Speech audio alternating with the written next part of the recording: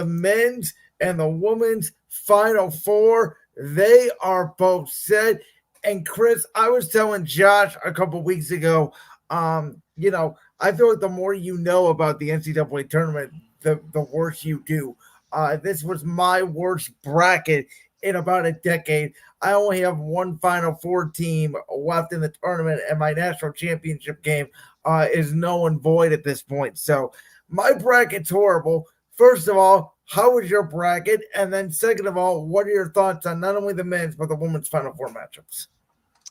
My national champion got bounced in the first round by Yale, so that's all you need to know.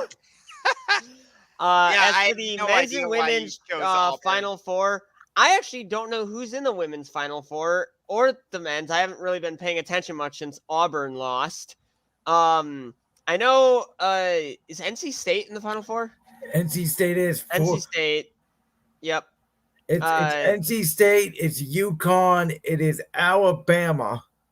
Oh yeah, Alabama made it for the first time in school history. And then Purdue, who ironically enough, everybody was saying that they were the worst one seed in the tournament. Yet here they are. Everyone was telling me that Purdue was going to get bounced in the first round. Nope, they're in the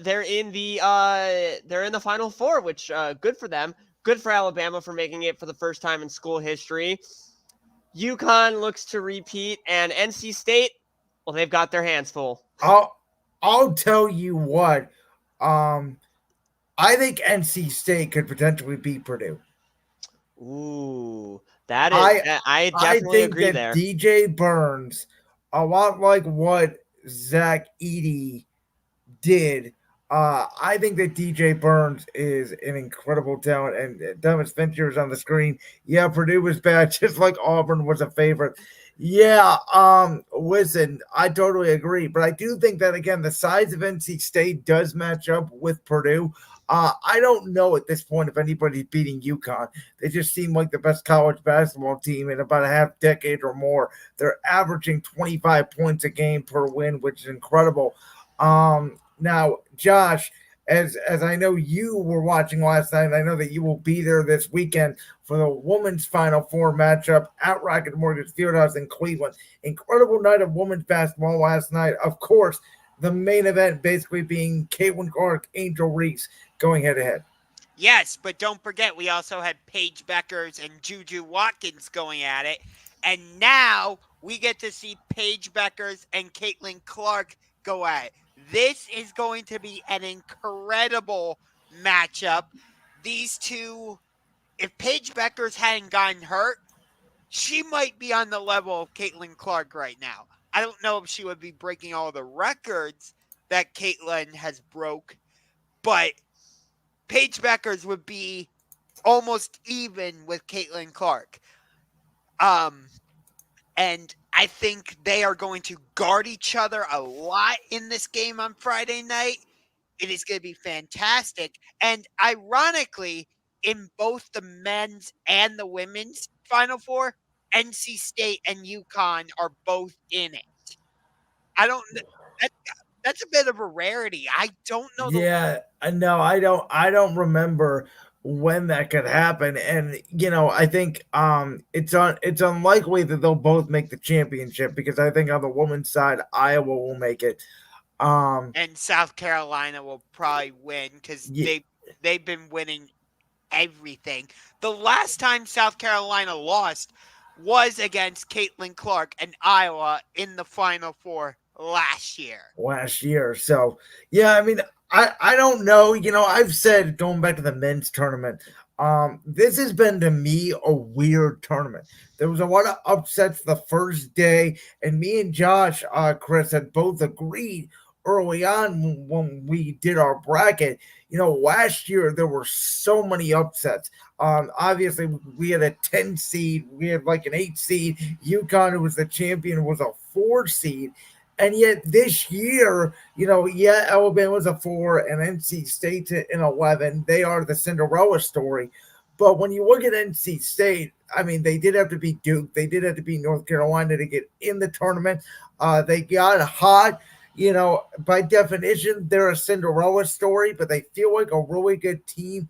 Just outside of that first day, to me, it's been a lot of chalk and a lot of blowouts and bad games. I definitely agree. There's been some not as good games. I feel like last year's tournament delivered a lot more on that whole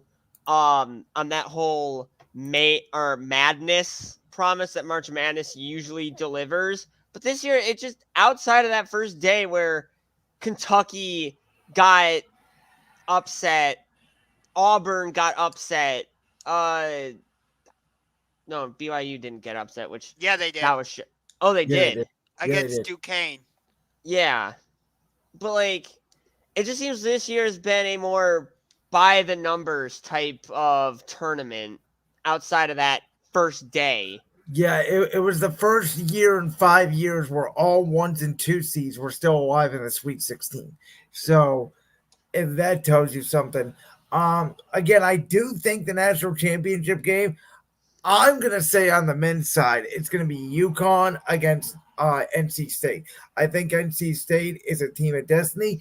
I think NC State can play physical basketball, and for me, it's really going to come down to which team can shoot the ball better. I think Burns will get his. I think Edey will get his.